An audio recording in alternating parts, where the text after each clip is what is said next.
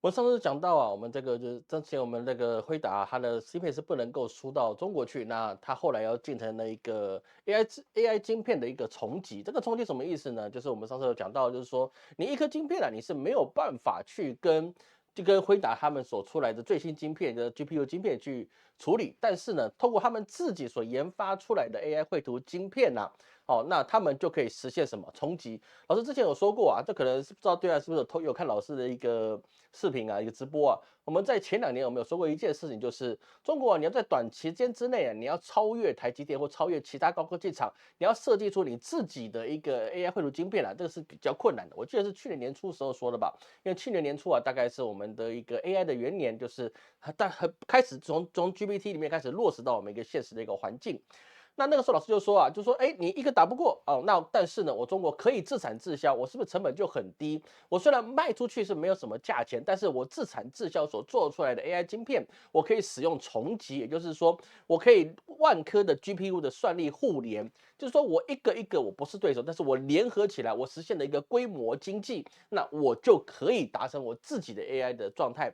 这个各位啊，老师其实必须要说啊，在中国大陆啊，它的 AI 的发展程度啊，其实完全不亚于西方的国家。很多人认为说，其实最好的语言模型应该是 ChatGPT，但是这个可能就有一点点争议了，也包含什么呢？也包含了现在我们有看到哈，比如说在中国的文心一言，它的一个付费版跟免费版其实都是非常非常优秀。老师这两个都有在使用哦，它的一个回答速度跟回答内涵跟它一个修正的速度啊，其实文心一言它的一个更新的频率啊，还有它内容的一个缜密度啊，其实完全不输给 ChatGPT。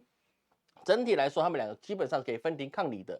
那当然，我们也看过啊，像金老师他自己也去试过，就是说他拿这个比如说小孩子他们的那个数学题啊去看去算，还有学测题去算了、基本上啊，这个错误率还是有，还蛮高的。啊，之前老师有去试过、第一代的 ChatGPT 其实正确率比较高，之前老师在测的时候是GPT4，它正确几率还是比较高的。而现在好像变成4O啊，4O 好像反而是说那些固定的数学题目它算的比较差，那可能是使用方法的差别吧。但是啊，比如说不只是中国的百度他们的文心一言啊，也包含了抖音，他们也有自己也有豆包。好，这个豆包的 AI 对谈的母源模型啊，也是非常非常的强大。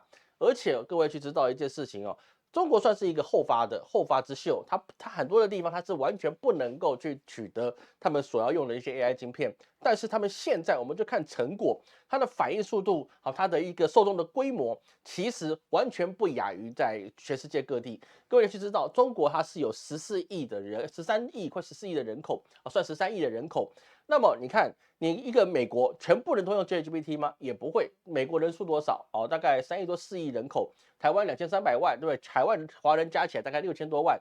你东加西加，你要凑5个亿，那是很困难的事情。当然，你说印度人会不会去用？印度人你要算到他有能力去用的，其实也不会非常多了。我们就算他3个亿好了，对不对？你全部加进去了，你要破到跟中国一样的数字是比较难的。但是中国它可以有很快的一个速度，有这么多人要去使用他们的一个 AI 语言模型的时候，它所能够得到的一些训练的经验，当然也会有人乱输入了，其实就是会有人问你地球什么时候毁灭啊，AI 会不会取代人类啊？这其实在各位在网络上的一些的自媒体博主啊，应该都有看过啊。老师也试过，但是他给我回答很迂回，不像别人回答那么确实，可能特别防住我吧。所以我们就发现一件事，就是说中国它的半导体的自给率啊，现在已经逼近了30%，所以说它自己的供应能力是有的。它既然它不一定可以去跟海外市场去竞争，说，哎，我有高端晶片，我有7纳米、5纳米可以卖给你，但是这些高端晶片，它既然它的利润这么的低，那么我自产自销，我自己人买自己的东西，那总可以吧？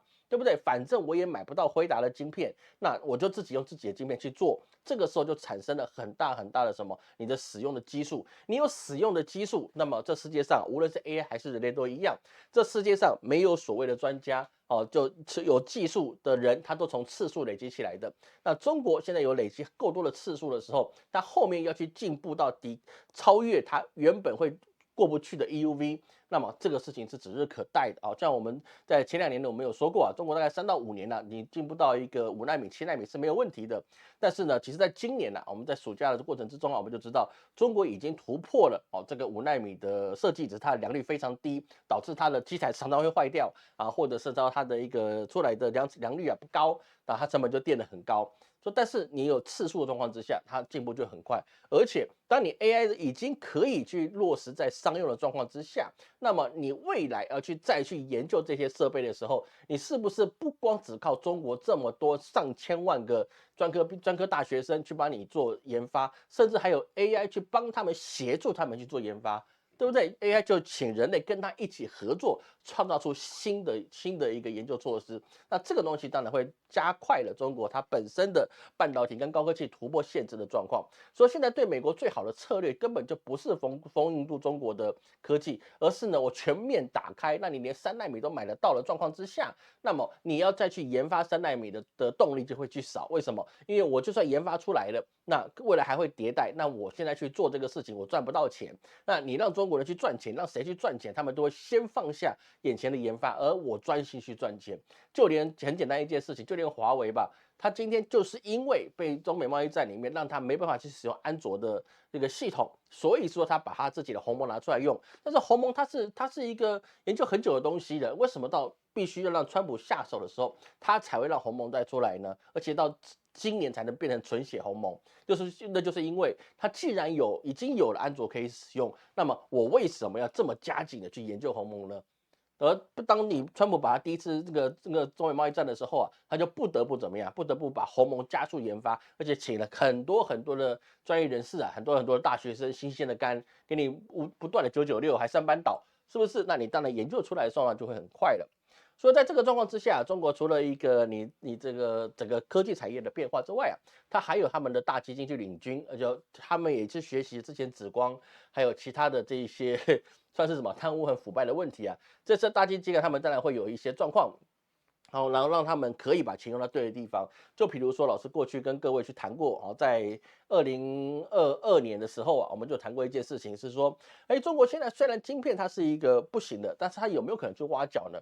当时老师跟各位讲过，如果台海战争状况之下，他可以跟台积电这些工程师讲，没关系，你不用怕，你也不用跑，你留在台湾陪你老婆陪你的小孩，是不是照顾你的父母家，你都没有问题。你现在的薪水照旧，你一个月10万块，对不对？我还是给你10万块，但是不用担心，你现在的10万块从台币改成人民币，那么你是不是一变5了，对不对？那就差太多了。我现在5倍涨，开玩笑，打死我都不离开，对不对？这不是打死宁死不从啊，而是我宁死不退。为什么？因为钱给的到位，那么什么都可以谈。会懂老师的意思吗？但是现在有没有这个状况呢？所以说我就怀疑他是不是偷看我的直播了。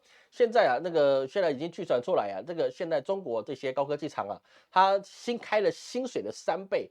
来去挖角台积电的工程师，这个是有传出来这个消息，包括华为也都在内。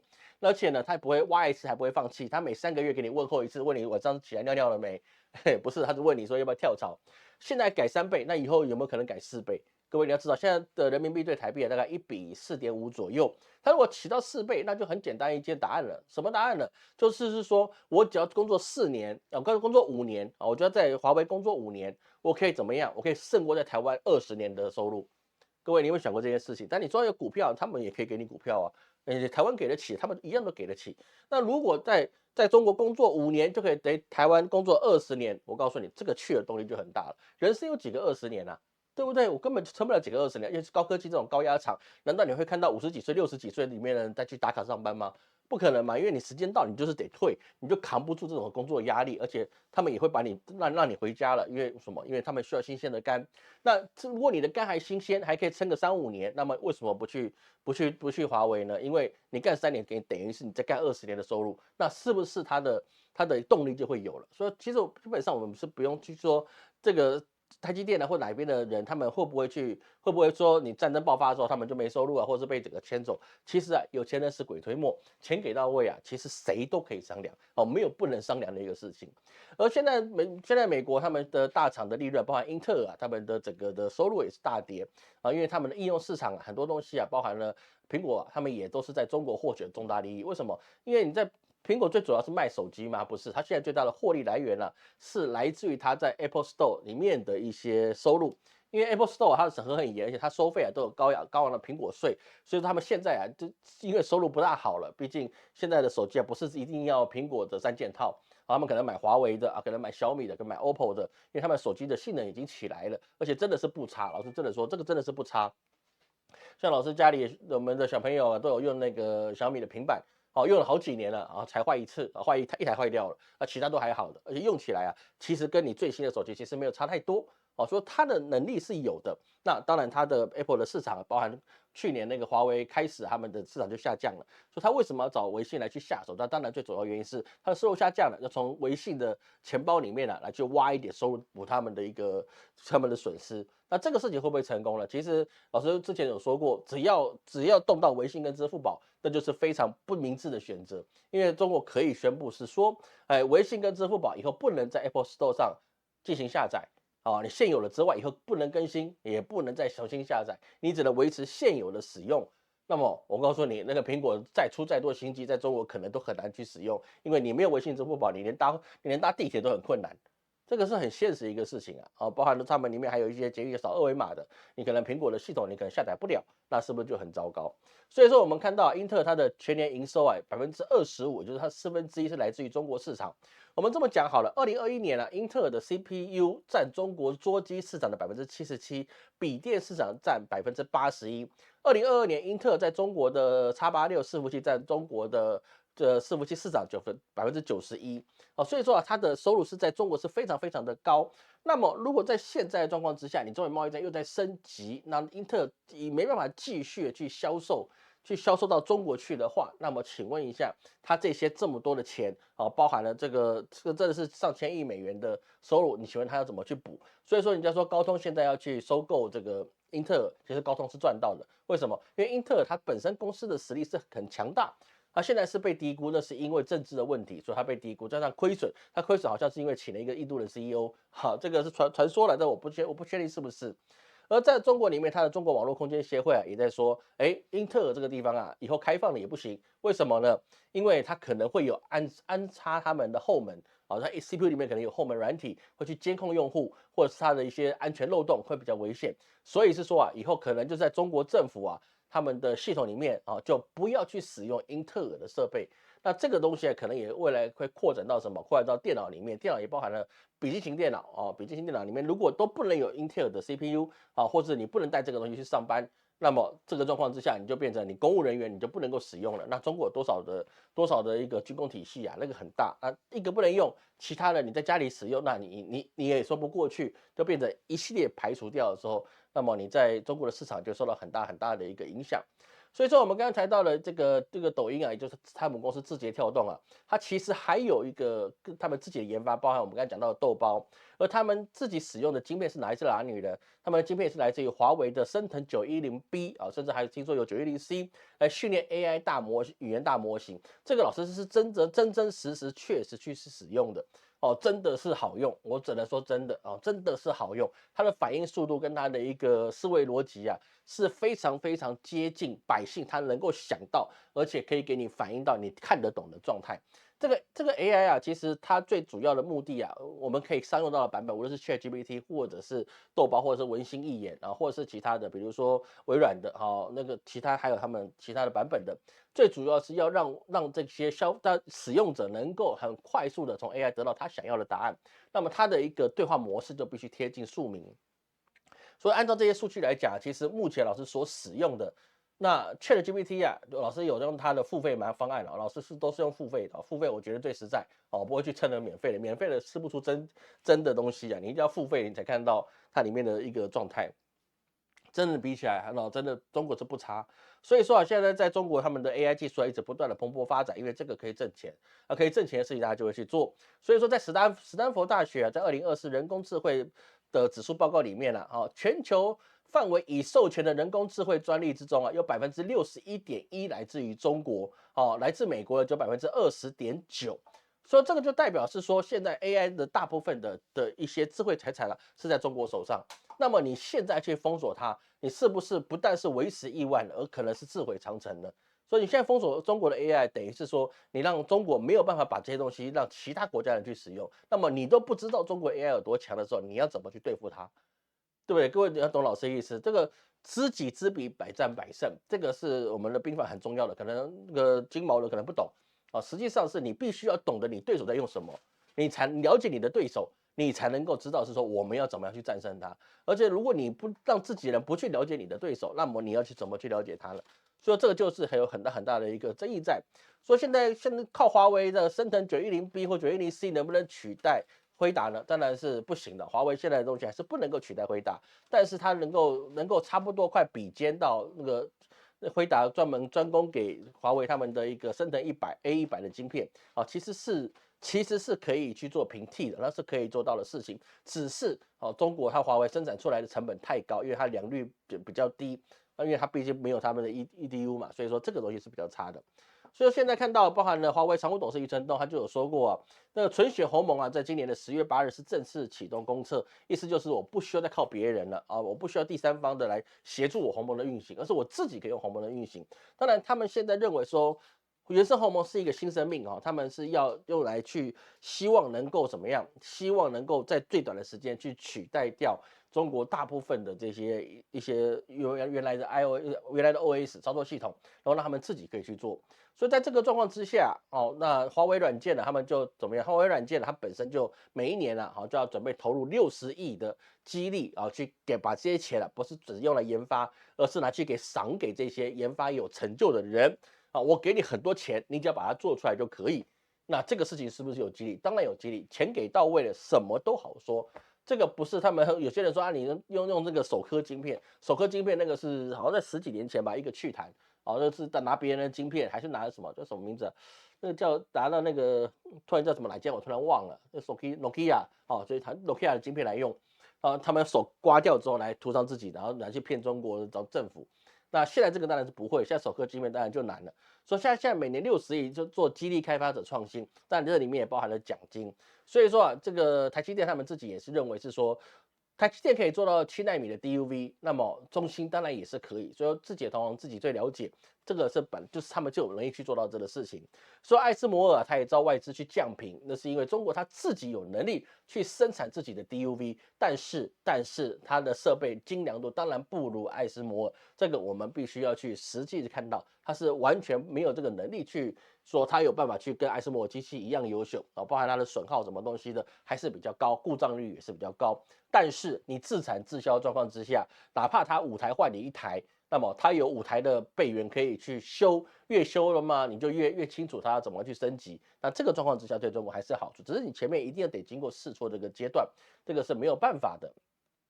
所以说现在有7家入器啊，准备再去投入去 AI 晶片里面了。那中国当然采取的当然就是广泛的一个狼群战术，意思就是说呢，你们都去进场，但是活下来就活下来。就像中国前几年走了那个电动汽车他们也是走了狼群战术。各位在中国有多少个这个电动汽车、新能源车呢？我告诉你，太多了，你还没听过的，车子都做出来了，然后呢，公司也倒了。在中国有非常非常非常多这样子的公司，为什么？因为他们就是没起来，起来就起来，没起来就是没起来，这不是废话嘛？对，这是废话，但是实际上它里面的惨烈程度啊，远远超出我们所想象的。不是每个人都要去做，然后拿到补贴之后他一定会成功。有人做了拿到补贴了，然后自己还赔钱了，然后公司就倒闭了。为什么？因为各方面你没办法兼容于市场。当然，有些人是比较厉害的，比如说那个50吧。50它真的是一个很奇葩的公司，你要说百姓需要什么，那他就做什么。所以说50啊，他这个做锅碗瓢盆的，他居然也做电动车也是做出来了，他车子真是便宜到哪一天如果我去中国常做，我可能买50的，因为那便宜，超便宜的。我觉得他可能跟那个印度塔塔汽车有的拼，只是他蛮特别，有些地方有些车子好像便宜到没有冷气，我觉得那就可能就算了，我太胖了，我不太适合。所以从车子这个地方啊，我们也可以知道是说，车子在中国市场里面，他们也是经过狼群战术之后，他们也是高速去发展。那发展到现在啊，影响到什么地方呢？影响到欧洲。所以欧洲啊，它的 BBA 宾士、BMW、奥迪，它第3季的业绩啊是集体滑坡，大部分是以德系的汽车为主。那这个滑了多大呢？当然这个东西就有一点点夸张了。在2024第3季的财报显示啊，宾士的营收啊，它是年减了6.7%的营业额，但是它的一个净利呢，年减了53.8%，腰斩是还好，对不对？腰斩了，我上面还可以动一下嘛，撑一下还没问题的。但是 BNW 就没有这么乐观了。BNW 它的净利啊，我们就讲净利好了，它的净利啊是年减83.8%。一个公司，如果你的净利折损了83.8%，那么你可能真的是怎么样呢？已经濒临死亡了。那这个是它是冠军吗？当然也不是。这个我们刚才讲到 BBA 嘛，第三个就是奥迪，奥迪的营业利润啊，它是暴跌了91%哦，只剩下1.061欧元，他只能说你们快要死亡，那我是怎么样？刚死尸骨未寒，至少我还有1.06亿可以进来。就在这个状况之下，就变成是说，欧洲的汽车它是在中国已经没有竞争力了，它借此来去限制中国的汽车进入到了欧洲，希望能够让欧洲的汽车是不是能够活回来？这个想法其实是办不到的，因为价格就是高。为什么呢？因为欧洲现在面临的问题啊，就是高通膨，还有物价跟他们的薪资是没有办法很快的挂钩的。各位要去知道，人家说啊，老师你这个物价通膨，那你老板加薪不就好了吗？老板加薪这个是没问题，只要他的收入够多就是没有问题。但是呢，如果收入没有变多怎么办？收入来自于哪里呢？这个我们之前一直跟各位去谈到啊，这1、2年我一直谈到，一个国家你收入要好，那百姓要富足，最大的根基有2个，第一个就是农业，你吃得饱，所以说你不会受到外面的物价的一些输入性通膨。第二个就是你工业要强，工业就是我们所需要的小从锅碗瓢盆大到飞机大炮啊，还有那些太空梭都是工业，轻工业、重工业、民生工业嘛，对不对？都是有差别的。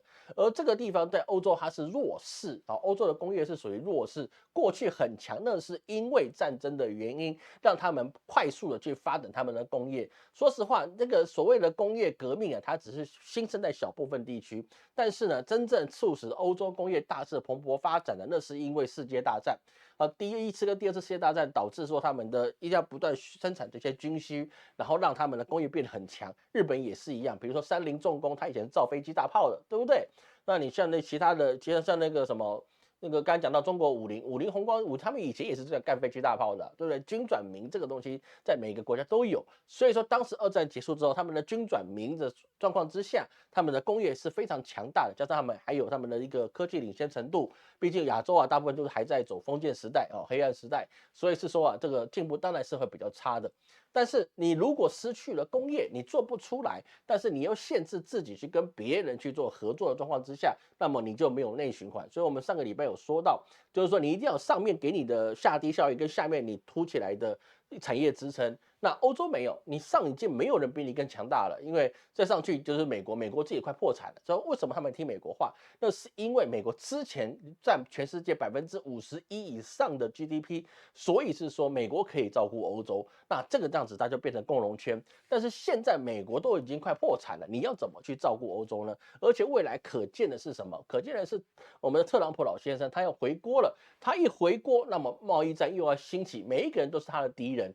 我们的川普老先生做的是万人敌，所以说大家可期的是，欧洲你整个的经济在未来至少5年之内你是不可能有好转。你不要走到这个政府再次破产就已经非常好了。你别说其他国家，就连德国都有可能会进行那个政府财政的危机。为什么？因为德国现在目前的企业破产潮是持续扩大的。2024年啊，就是我们今年的，在下个月底之前呢、他们预计可能会突破2万家企业在德国破产倒闭。德国的公司经营已经算是非常稳定了，很多人都说啊，去德国就是能够去上班就是幸福企业。为什么？因为老板不准许你加班，也不会随便辞退你，因为辞退你就得上法院啊。这个东西是只要有班上，那你就可以稳定一辈子，生生世世没问题。那是过去，你以为是八旗人，你吃俸禄吃到底啊？不行啊，这个没办法世袭罔替了。现在。说德国它现在企业在那么稳健的经营模式之下，它还是持续的破产潮要扩大。为什么？因为你没有能力跟它竞争，你没有能源让它去生产你的设备，然后你又没有内需来去巩固你自己的交易，你也不让别人把钱丢到你的国家里面帮你振兴经济。比如说什么欧洲投资协定啊，这个我们在2022年就谈过了，欧洲投资协定。那么为什么后来一直没办法落实呢？当然，最大的原因当然就是政治考量。所以是说，这些亲美的欧洲议员加上美国的力量，把中国封锁在什么欧洲以外的合作空间。但是这样的状况之下，中国过去是不能够反抗的，他现在可以反抗了。什么？哎，你封锁我的电动车没关系，反正你们自己也做不出来，那不要紧。但是你们的一些农产品啊，无论是什么什么猪肉啊，什么东西的，哎，那你们进来，我就觉得我要考虑考虑了。啊，这个状况就有可能不只是他们的企业破产，他们的农业可能也会暴跌，因为农业啊，它其实不是只是把种子撒到地里面，然后一直好好的去照顾它，它就可以，并不是这样。为什么？因为农业它是必须要你播种之外，你要施肥、除虫、耕耘这些东西啊，都有很多的状况要去处理。所以说你是没有办法是说啊，我少赚一点就可以，反正我东西地里长出来的，那就没有什么问题。那这当然是不行。所以德国前总理梅克尔他就说过，川普喜欢竞争，但是他不相信合作。你一个 GDP 大国，你不相信合作，那么你要怎么去让别人去跟你，让经济去刺激起来呢？靠他自己的 American Great Again 吗？那个当然是有困难的。所以说，我们上次没有讲到的部分啊，今天在这边跟各位去说明一下。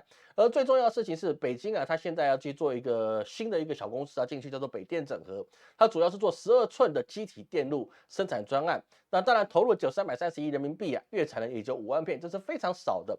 但是它这个消息一旦传出来啊，也代表是说，好，它的2025年第四季可能就可以开始去做运作，2026年就可以量产，2023年就可以满产。它一直只是跟你宣告，小企业我都能够做到大生意，那么大企业我能做到什么生意呢？感谢各位今天收看，那下一次我们再去补充其他的课程。我是陈老师，我们下次见。